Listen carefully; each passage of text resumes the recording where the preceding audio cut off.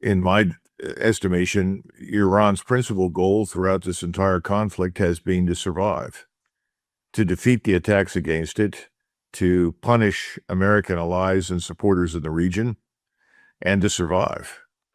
So based on that assessment, I see Iran as holding the strategic initiative, not us. And I think that you've got an almost insoluble problem for us. We are a World War II force structure designed to refight some version of World War II. The last time that happened was Desert Storm in 1991.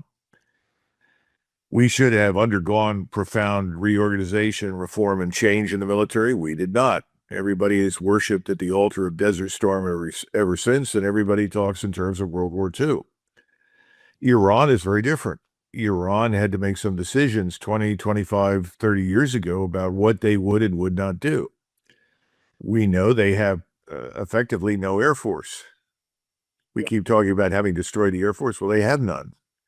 Then we talk about destroying the Navy. They had 7 old frigates, but they have a lot of other smaller boats, and they have unmanned systems at sea. That was their answer to the Navy. They appear to have lost the 7 frigates. No one seems to have lost a lot of sleep over that. They were quite old and antiquated, but again, we go back to old metrics. Well, we sank this, we destroyed that, and then we destroyed, we say, some 7,000 targets. Well, that presumes that the targets are meaningful. And that when you run out of quote-unquote meaningful military targets, you have won. Well, there's no evidence for that. Iran, on the other hand, invested heavily in missiles and unmanned systems, drones. And that has paid off handsomely because Iran is a natural fortress. It's a continental power with 93 million people surrounded by mountains and bordered to the south by deserts. How do you invade Iran? Hasn't worked out very well for anybody, certainly not since Alexander the Great. I don't know of anybody that has tried to invade it since the Mongols. And of course, the Mongols were willing to do things that no one else in history would do, including mass murder, at least until we get to the Second World War and then more recently to Gaza. So I think the Iranians hold the strategic initiative. They are capable of holding out much longer. They have been much more successful than we thought they would be. And our efforts have been largely futile. And in the meantime, we blame Iran for closing the Straits of Hormuz. No, that's wrong. Lloyd's of London did that. No one is going to underwrite any shipping until the war is over, or there is a complete cessation of violence. We keep saying, well, Iran stopped this and Iran's caused this. No. It's not true. People in the United States seem to forget Israel began this conflict, and then we joined Israel and got into it. Iran didn't attack us, and Iran didn't attack Israel. So the bottom line is, this is a very strange set of circumstances, and now the ceasefire comes along, and it came along at a very odd time after all these bellicose threats. And the more I look at this, the more persuaded I am, and others, if I look at what evidence we can find out there, I think that the CIA contacted the ISI in Pakistan and said, here's a proposal we'd like your leadership to make. And so they took this proposal, and apparently virtually word for word what we had written, and sent that to the Iranians and then sent it to us, creating the illusion that somehow or another we were approached to do this by Islamabad on behalf of Iran. The Iranians never asked for a ceasefire. There's no evidence for that at all. Never. In fact, on Monday, they reiterated their 10 points, and Witkoff said, this is a catastrophe. We can't possibly accept any of this. Now, all of a sudden, as part of the ceasefire, we've said we will negotiate, and we will do so on the basis of the 10 points that Iran has submitted. That's a catastrophe if you're an Israeli or an agent of Israel. So I don't know how that's going to turn out. And then we discover that Witkoff and Kushner are going to go back to Islamabad and theoretically represent the United States, when everybody has concluded they're Israeli agents and they represent exclusively the interests of Israel. Nobody wants them anymore for that very reason. Now, this is not new. When Tony Blinken was the Secretary of State, the Egyptians and others in the region all concluded he was an agent for Israel. They didn't see him as representing us either. So I don't know what to make of any of it, but I have very low expectations. And I don't think this is going to fundamentally change a great deal. And as far as I can tell, the military buildup on our side continues. Right. Hey, very brief intermission because I was recently banned from YouTube. And although I'm back, this can happen anytime again. So please consider subscribing not only here, but to my mailing list on Substack. That's pascalotta.substack.com. The link's going to be in the description below. And now back to the video. I studied today what the Iranians put out in the Iranian media, their version of what's happening, translating it, and they're saying that they achieved almost all of their goals, and that by now there are the proposal. The Americans have been begging for a month, for 30 days, they're saying, for negotiations, and now they've been putting forward a proposal of the Iranian 10 points. So they are willing to consider this, but they will do so under complete distrust.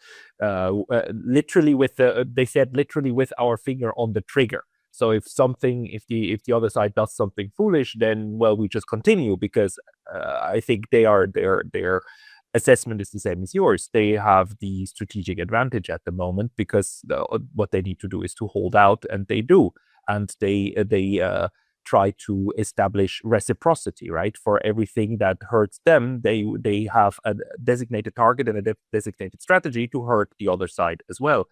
And they're willing to do that, but they're also willing to inverse Clausewitz, war the continuation of the politics by other means, politics the continuation of war by other means, right? To try again in Islamabad through negotiations.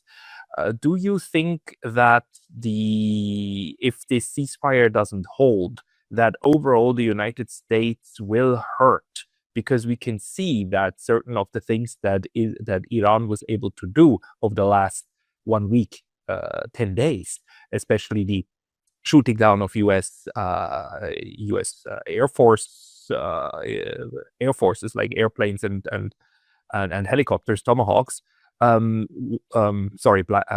Black Hawks. What do you make out of that? That the Iranians keep that capacity despite all of the pronouncements by Pete Hegseth and Donald Trump that basically it's open skies in Iran? Well, I've seen some reports by people recently in Iran. These were provided through intermediaries, through journalists. The people that were reporting are not American nationals, but they are also not from the region. They look like they may be Europeans who, for whatever reason, were able to enter Iran. There are also some reports from Asians. They tend to say the same thing. They estimate that Iran has at least 15,000 missiles remaining in its arsenal, maybe more, and at least 45,000 unmanned systems drones. And their manufacturing capacity for drones is untouched. And the missile arsenal is untouched for all intents and purposes. And they have more than enough launchers, mobile launchers. They seem to have lost, we think, perhaps 50% of their mobile launchers, but those seem to be replaceable, and they still have half of them left. So I think from the standpoint of their offensive striking power, that seems to be in place. So that's the first thing. I think it's important for us to know that, because that's a lot of missiles. And of course, all of this is underground, and you look at these underground facilities, there are lots of pictures that are being shown online. These things are enormous. This reflects a 20-year effort on the part of the Iranians to build these underground facilities. So we have to juxtapose that with ourselves. We're operating 6,000 miles away from the United States, at least that far. We use Germany and other European states as intermediate stations. But bottom line is that we don't have access to ports right in the region, which means we go all the way south to Diego Garcia. And in the Mediterranean, we can go up, at least to this point, we've done it to Greece and other places. So we're at the end of a very long line. Our manufacturing capacity is not the same. We could produce perhaps 7, 8, 9 missiles every couple of days. Some people say perhaps 10 a week. I'm not sure. but we have never built a quote-unquote surge capacity. And when you look at what the Russians have done, when they rapidly ramped up, they created a surge capacity such that if the battlefield demands it, they can point to a particular piece of equipment and say, we need more of it immediately. And it can go from, instead of 10 up to 1,000. The Chinese are supporting them. We know the Chinese can manufacture roughly 10,000 rocket motors, that is rockets or missiles, 1,000 rocket motors or missiles a day. We'd be lucky to produce 100 in a week. When you look at these kinds of things and you realize the Chinese and the Russians are strongly supporting the Iranians because they have no interest in seeing the Iranian state destroyed by us under any circumstances, you see that if anybody needed this ceasefire, we did. Right. I'm not saying it was irrelevant to the Iranians, and I'm sure they're grateful for it, but we needed it. But it's temporary. And everybody that's looked at this, it's sober-minded, American, European, Iranian, doesn't make any difference, has all said, everyone has said the same thing. This looks temporary. This does not look like a permanent solution. Now, if they send Witkoff and Kushner back to Islamabad, the two gentlemen that the foreign minister previously said, please don't send them back. There's no point. And since you've been attacked twice while you're in the midst of negotiations, the government in Iran doesn't harbor any illusions. Now, the population may. And here in the United States, people are all celebrating, say, oh, see, we crushed those people. And of course, that's not true, but that's what people think. Yeah, but the Iranians proved for all intents and purposes that while their leadership are mortal men, their system carries on. I mean, they just replenish, right? I mean, the Ayatollah is dead. Long live the Ayatollah, like pretty much literally. So, I mean, it just keeps going on. In a sense, didn't that advantage that the system is so resilient actually maybe lead to some sort of reassessment in Washington of what is possible and what not in terms of not just regime change, but achieving any kind of meaningful goals? Plus, what do you make out of these threats yesterday by Donald Trump? Basically, I mean, all of us, we were guessing that he's now thinking out loud about nuking Iran for real. I don't think the nuclear weapon will be used by us. I just don't. I could be wrong, but my perception is there are too many sober-minded people in Washington to allow that to happen. They understand you're opening Pandora's box. You're normalizing the use of something that's very dangerous that could then be turned against us and other countries. On the other hand, I know that we do have a number of capabilities on the conventional side that we haven't employed yet, but they're not war-winning. That's what people need to understand. They can do an enormous amount of damage at some point, but they're not going to end the war. And I think your point is valid. The Iranians have demonstrated conclusively they cannot be defeated. It reminds me of the negotiations at Brest-Litovsk in 1918. Radek, who was the principal representative until Trotsky was sent in to relieve him, sent back these messages to Lenin. This is difficult, but the Germans realize that we cannot be conquered. And they were right. Imperial Germany understood Russia. It's huge. It's enormous. We can't possibly conquer it. We're not even going to try. And if you look at the lines at the end of the war, they were in eastern Poland and around the Baltic states and so forth, and what we today call Moldova. They didn't go any further. Well, I think we have realized that Iran cannot be conquered. I think that's clear.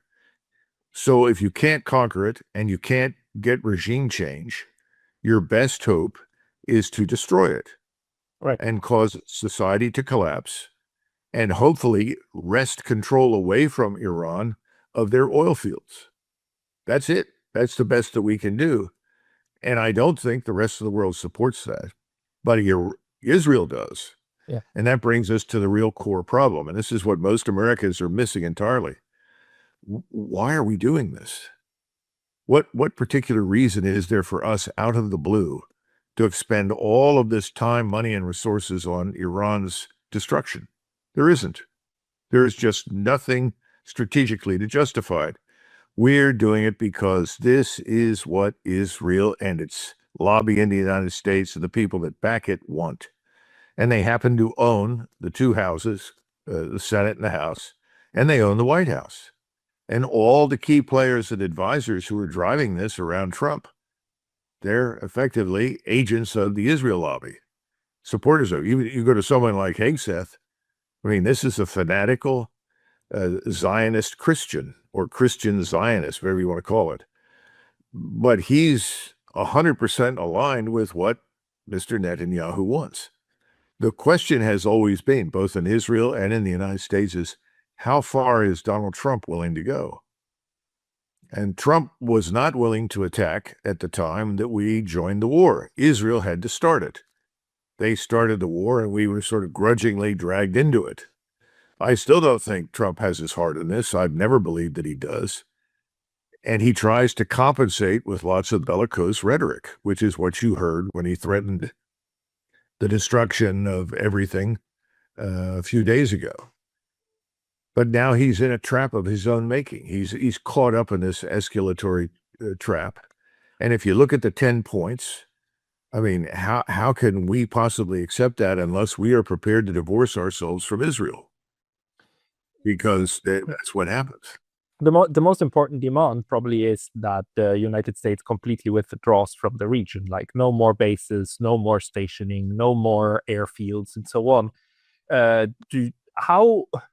How realistic is that? But not in terms of what the United States wants, but what it still has at the moment. Because actually, Iran attacked a lot of these places, right? The radar stations are gone. A lot of the bases have been attacked. We have reports that thousands of U.S. Personnel were moved out of the region. What do we know about how much U.S. presence there still is in this ring of fire that the U.S. build up around Iran? Well, we've looked at 27 bases that have been under serious attack by the Iranians, and they are largely unusable. Everything of any real value has been destroyed. Most of the soldiers who were present there, airmen or sailors or Marines, have been withdrawn. Because to leave them there, of course, was to leave them vulnerable to destruction. Now, there still are some in the areas, I'm told. They've moved into local housing areas, into some large-scale hotels, hiding out in the basement or something. But you're hitting on something that's very important. First of all, most Americans didn't even know that we had all of these bases. Secondly, the reason those bases were there is because we promised the Gulf states, the GCC, Kuwait, and so forth, that we would protect them. We've now demonstrated that we can't. Warfare has changed. We cannot stop all these missiles from getting through. They bought heavily into our air defense capability. It's had some success, but not as much as they thought it would. So the real question, the third question is, do they really want us to come back? Now, the elites, most of them, these are the very wealthy elites, the ruling elites, which frankly, inside the Arab world, are viewed as kind of an extended Epstein class, corrupt, despicable, decayed. They're in Egypt. Some are in Switzerland. Some are in London. Some are in Paris. But they're not living right now in these places. And large numbers of other people have gotten into their cars or trucks or whatever they had, and as I understand it, driven to Riyadh, because from Riyadh you can fly to the Sinai, down at the bottom there. I've forgotten the name of the resort, and from there you can fly to Cairo, and you can either stay in Egypt or fly somewhere else. So I think the real question is, how do we just quietly admit that we can't stay and do much, and how did the elites react to that? Because when I went into the Pentagon during the last sort of 60 to 90 days of the Trump administration, and I began asking, because at the time, Donald Trump wanted to find a way to withdraw our forces from Iraq and Syria, not just Afghanistan. And when I kept pushing people, I said, what do we have this base near Al-Tanf for in Syria? And the answer was, for Israel. I said, well, Israel has better intelligence on the region than we do. How can we provide early warning? No. You have to understand, we're there for Israel. And I think the view from Israel and the view from their supporters in Washington is we're in the Gulf for Israel. The question is, can we stay there anymore? I don't think we can. And I think the proverbial handwriting is on the wall. But how does Donald Trump declare victory, look like he's in charge, and do that? So I suspect we may end up with something similar to the end of the 1963 Cuban Missile Crisis, where Kennedy told the Russians, look, you want us to pull our missiles out of Turkey, we'll do that. But we can't do it immediately because that would upset the political structure and stability here in Washington. They'll say, well, we surrendered. And said, we're not surrendering, but we agree with you. We'll pull our missiles out if you pull those out of Cuba. Khrushchev accommodated us. He pulled his missiles out. And once that had been accomplished, some months later, we quietly withdrew all the missiles from Turkey. So you may see something like that eventually. But Americans must understand that the sticking point is Israel. We have said, number one, no uranium enrichment, because that's what Israel wants. We've said, you've got to dismantle most of your, theater ballistic missile arsenal because that's what Israel demands. And, you can't cooperate with anyone in the region that is your quote unquote partner or ally because that's what Israel wants. And in addition to this, Israel wants greater Israel.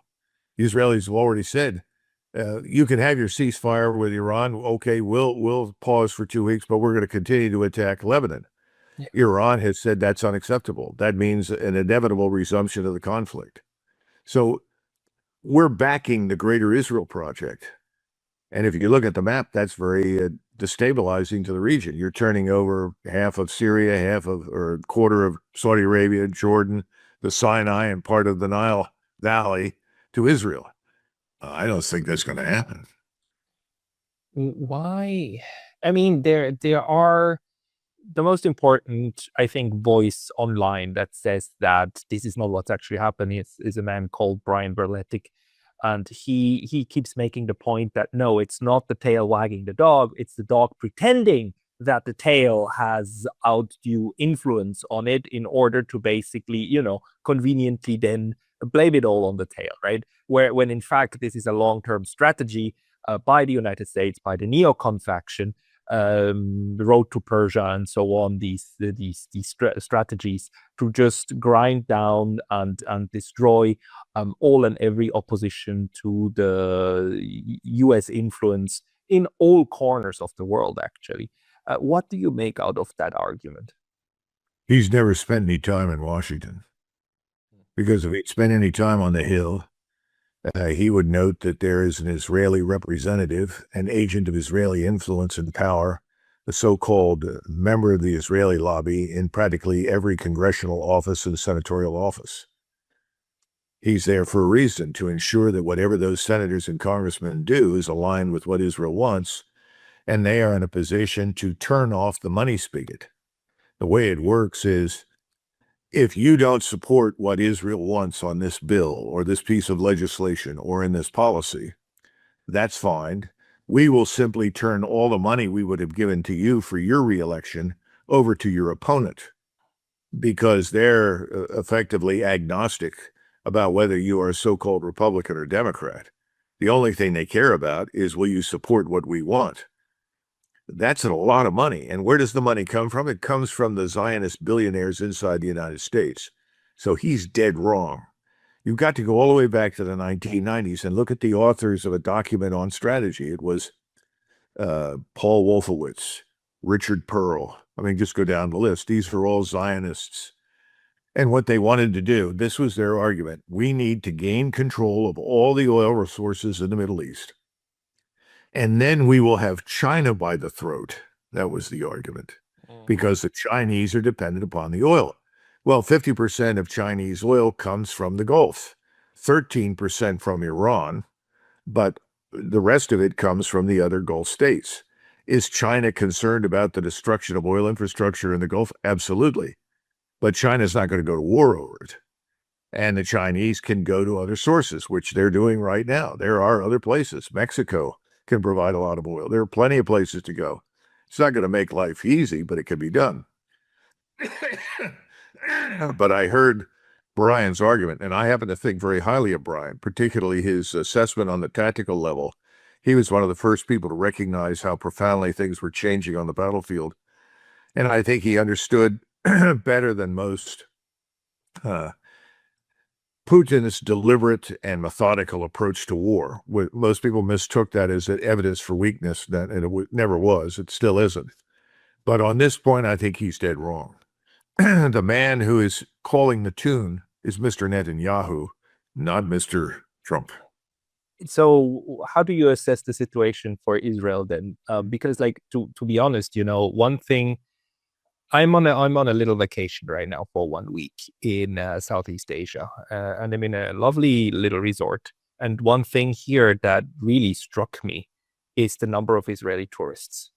I just didn't think that they would be able to come here, because actually what the resort tells us is that a lot of people had to cancel their flights, but most of them are from Europe, the ones who can't fly through Qatar and Doha anymore.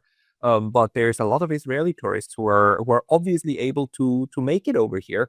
So because I believe that Israel too is being hammered at the moment, but it seems that they're able to carry on at the moment, aren't they?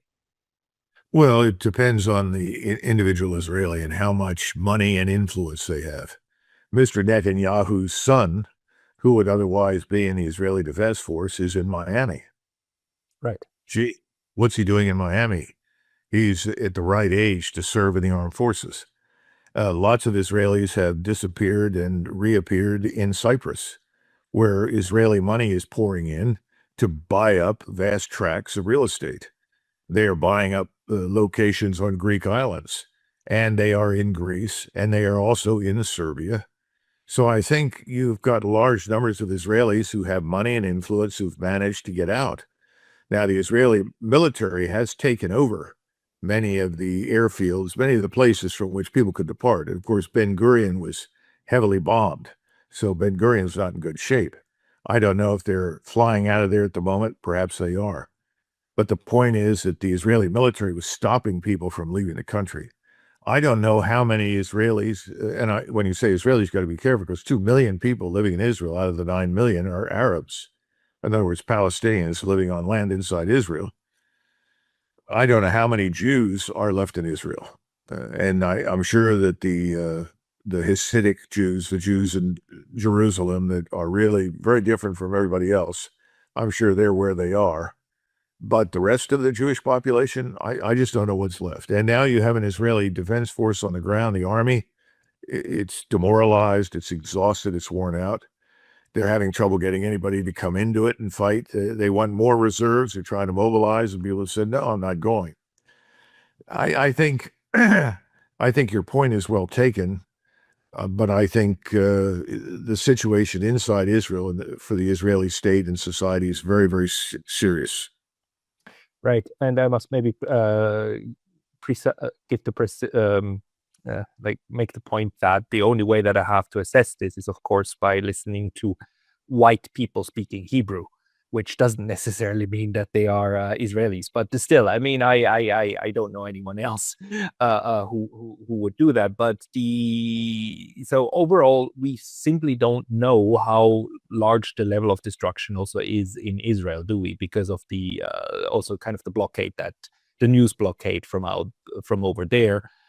So do you think that Israel actually had a hand in the ceasefire agreement, or that Israel is actually seriously mad at Donald Trump for kind of doing this outreach to the Pakistanis in order to signal to the Iranians that now, after 40 days, would be the time to maybe have a break? No, that's exactly my perception. Everything I'm seeing is that the Israelis are furious. He did this apparently without necessarily consulting them, or if he did consult them, it was in the form of, this is what I'm going to do. And that's why Mr. Netanyahu has finally come around and said, all right, we'll respect the ceasefire with Iran that you reached for 2 weeks. But we are not stopping anything we're doing in southern Lebanon or in Lebanon, Right. period. Now they're attacking Beirut again. So I think they're unhappy. And that's why I find it interesting that Kushner and Witkoff will go back, because as I said on Monday, Witkoff said anything that these Iranians want, these 10 points are outrageous. We can't accept it. We don't want it. And that was one of the concessions that Trump made to get the ceasefire. Well, we'll take your 10 points as the basis for future negotiations. We didn't say you could have the ceasefire if you do it on the basis of our 15 points, which amount to unconditional surrender of Iran. So I'm sure the Israelis, in fact, I know the Israelis are not happy about it. But it's only 2 weeks, and I think the Israelis are well aware at the end of 2 weeks this thing will resume. But why would the United States want a 2-week break? I mean, if there's a country on earth that can just continue doing this for another 2 weeks, it would be the United States. What does a ceasefire buy the US that it cannot get without a ceasefire? Well, let's look at the larger picture. I think the reality has struck home with President Trump. It may not have reached everyone in Washington, but I think President Trump understands this. The world is going to face famine in the coming months in places like the Middle East and Africa and elsewhere, and India, because of the fertilizer deficit. And the Russians, who produce much of the fertilizer, we do as well. If you put us all together, we can't compensate for the deficit. That's how severe it is. You have to look at the plastics industries that are shutting down. You have to look at the microcircuitry industries, particularly the wonderful plant we talk about all the time in Taiwan, along with the operations in Korea and Japan, because they're not getting any helium. There are a whole series of products. The last count were 47 products essential to our civilization's daily life that are now unavailable because the absence of petroleum and all the byproducts, sulfur, everything that you can think of. And I think he knows that. And I think he knows also that the global South is headed in not to a recession, into depression. The global South has no reserves of strategic petroleum. In most cases, they don't have the means to refine or convert any of it. Australia is a perfect example. They don't have any refineries operating, none. They're in a lot of trouble. When this information finally hits the president's desk, and this is not something that he considered seriously, because remember, I think the Israelis told him this will be over in 4 or 5 days. They can't withstand this. We'll kill the top leadership. We'll force the regime to topple. So let's just go do this. And grudgingly, he went along with it. It reminds me of what Bill Clinton was told back in January of 1999, when he was asked how long will this air campaign last? And he was told, well, sir, perhaps 3 or 4 days, maybe a week or 10 days, 2 weeks at the most. And so Bill Clinton said, okay, then go ahead. It was 78 days. Yeah. And the air campaign didn't end it. It ended because of negotiations in Moscow between Strobe Talbot, the Deputy Secretary of Defense, and the leadership, Yeltsin and his advisors. And we bribed them. We promised them all sorts of things, including lots of money, and they pulled the plug on the Serbs. And the Serbs had always said from the very beginning, if we don't have access to Russian energy and Russian food, then we probably are not going to make it through the Balkan winter. We'll have hundreds of thousands of people starve and freeze to death. So when that became clear, that's when Milosevic said, we have to withdraw from Kosovo. We don't want to, but without Russian support, we can't stay.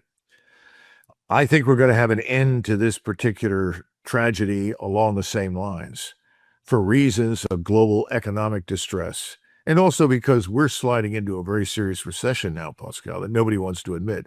Every time they publish good news about jobs reports, a month later, it's all adjusted downward. The truth is, we're in a very fragile position, and it could very, very rapidly degenerate into one of these affairs where the interest rates rise, the yield on our bonds rise, we can't service the debt, the whole thing collapses. I think all of this has come together in the White House in some sort of understanding. And I think privately, if President Trump could speak truthfully, having worked for the man briefly and talked to him a couple of times, because I liked him personally. This is not an unpleasant person by any means. I think he probably says, well, let's hope this 2-week ceasefire can be extended and extended and extended, because he knows these other factors are important and inescapable. So, there were a lot of people who were worried that these religious fanatics in the White House seriously got to him, XF being one of them, of course. But we know that Rubio harbors similar ideas, and of course that White House faith bureau that they're having now with this blonde lady, I forgot her name, the crazy pastor, who are permanently stationed at the White House, and they do prayer sessions with him, around him, and calling him like a vessel of God and whatnot. You think that he didn't buy into it because a lot of his rhetoric in the last 2 weeks was extremely worrisome that he might actually, he might have just gone down that route. I think that President Trump is not a religious fanatic. He simply isn't. I think that he welcomes anybody to the Oval Office who will worship at the altar of Donald Trump. Right. Let's face it. That's the way it is. It's sort of like the Israel lobby. The only way you can become a member and a supporter is to worship at the altar of Israel. Then you can join the Israel lobby. If you don't do that, well, then you're an anti-Semite. It's kind of a dichotomy like that with Trump. I think this religious fanaticism is real. We have always had that strain in our society. I mean, we can go back to the Puritans that left the Netherlands and came to the United States, and they were very much, in that sense, fanatical. They were by no means moderate people.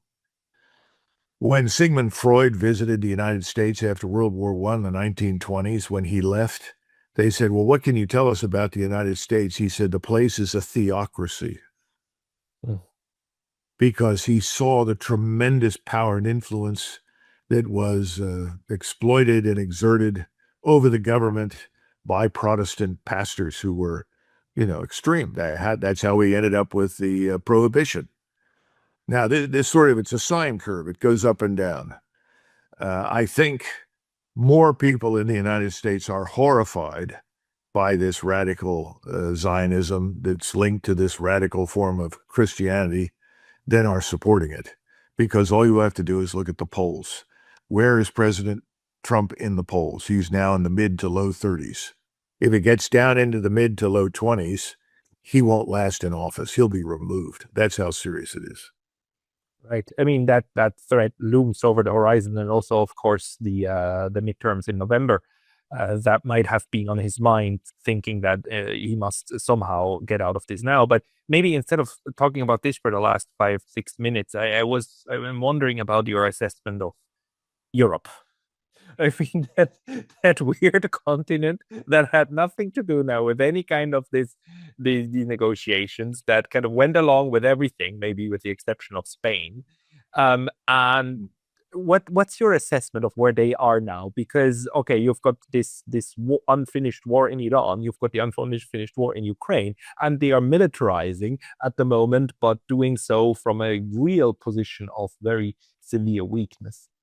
Well, I lived in Europe for almost 10 years in total. And I've loved Europe all my life. I always, when I got to shape headquarters, one of the questions I was asked is, what do you think about NATO? And I said, well, if Western civilization is purest at its source, then this place is the fountainhead of our civilization. I mean, that's how important I regard Europe. However, I also very quickly concluded that Europe would be much better off without us than with us. And I was one of these people that said, we've got to find a way to disengage from Europe. And when I asked somebody, in the absence of the Soviet threat, what holds this NATO alliance together? Because everybody, at least when I was there, was very defensively oriented. No one thought in terms of waging war offensively against anyone. And they said, well, in the absence of the Soviet Union, I guess the French are the only natural enemy of everyone in Europe. Of course, everybody laughed. And I certainly don't view it that way, but that was a commonly repeated phrase. I think the Europeans right now, what should have happened is that we should have said, look, we'll stay in NATO, but we're withdrawing our forces. Right. And you are going to have to provide the senior general to command. We will no longer command everything in NATO as an American. We'll support you, but you've got to take responsibility from a strictly European standpoint for the military alliance, because they already have as the NATO, whatever it is, what do they call it, the Secretary General, who is a European on rotation. We didn't do that. That would have been a nice, gradual, slow, predictable disengagement. And instead, President Trump, who sometimes sounds like a petulant child, hurls abuse at anybody that disagrees with him or won't do what he says.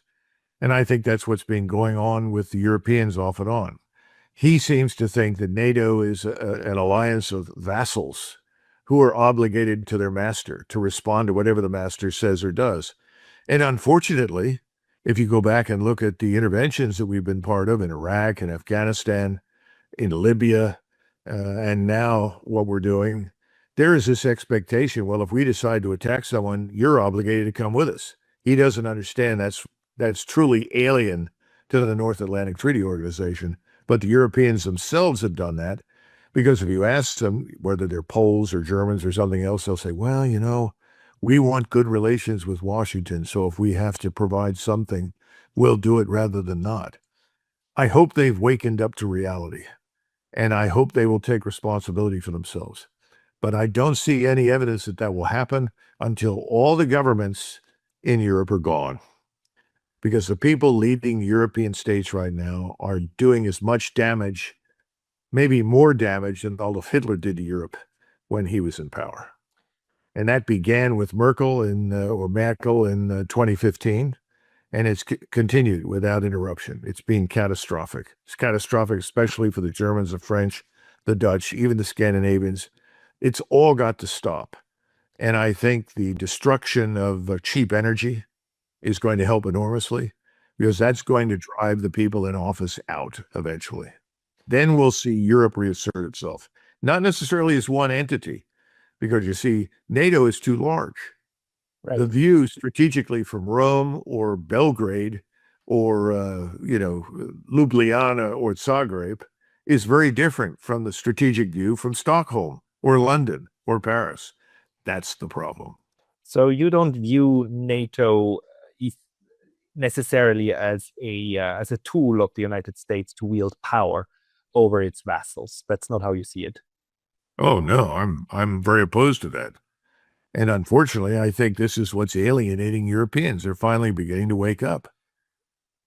Right, but does it have that kind of character, and that's something that should be changed, or do you think it never had that character? That's a misinterpretation of what NATO is. No. In fact, I went to a conference, and this is back in 2000, shortly after I left my position at the Supreme Headquarters of Allied Powers Europe. And somebody said, well, describe for us America's relationship with Europe. I said, think of it this way. What was Rome's relationship with the Greek city-states? Rome always admired everything that was Hellenic. Anything that originated in Greece was viewed as inherently superior. All educated Romans learned to read, write, and speak Greek. But the Greeks were told to shut up, get in line, and behave as members of the Roman Empire. And they had to provide at least one legion fully equipped for use by the Romans. Well, that was the relationship that I saw when I left SHAPE. At the end of the day, the American four-star would sit there and say, well, these people ultimately have to do whatever the hell we tell them, so to hell with them. Go be nice to them. And I was always very polite. And the British deputy tried to be very polite, but the American four-star was right. They were stuck.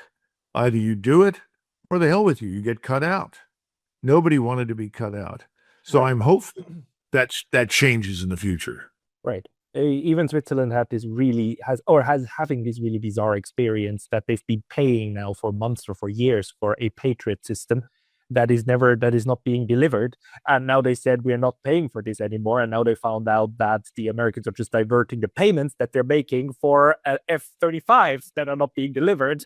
for those. And it's like, everybody's like, what do we do? What do we do? Oh, we don't know. Let's. It's bizarre. It's utterly bizarre. Well, the funny thing is that Switzerland was always hauled out as the example down in Bosnia-Herzegovina, which I thought was hysterical. Because here you would sit. I was there in 1995. You sit with the Serbs, the Croats, and then the Bosniaks. These people had just been killing each other for a long time. There was an enormous amount of blood spilled. And the representative from Washington says, "We think Switzerland is a good model for you." Oh, really? There was no sense. Well, Switzerland is very different from Bosnia-Herzegovina. Switzerland came into existence as an entity because the people that lived within those mountain ranges wanted it. They had a different cultural outlook, a different way of thinking. You can't apply Switzerland to Bosnia-Herzegovina. But it's just interesting that sort of thing with an American who, by the way, knew nothing about Switzerland, didn't speak French or German, didn't know anything about, the people living in the former Yugoslavia. This is a big problem for us. We just don't know what we're talking about when we talk about other people. And this, of course, is what is being said over and over and over again. We miscalculated about Iran. We didn't understand Iran. Right. I mean, the average American said, "Oh, these are just more of the same as Iraq and elsewhere. We'll just crush these." Wait a minute. This is a core civilizational state. This is a 2,700-year-old empire, nation. Well, they have different kinds of people. We can stir up trouble between them. And I thought, well, wait a minute.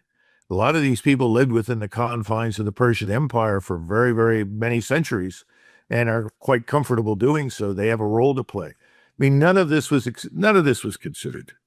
No, but it is now being more or less exposed as a reality, including the fact that the largest non-Israeli Jewish community in the region is living in Iran, and that Israel has been blowing up yesterday or the day before yesterday one of their synagogues. It's like it's really it kind of gives a moment of clarity, I think, about what this entire enterprise is about.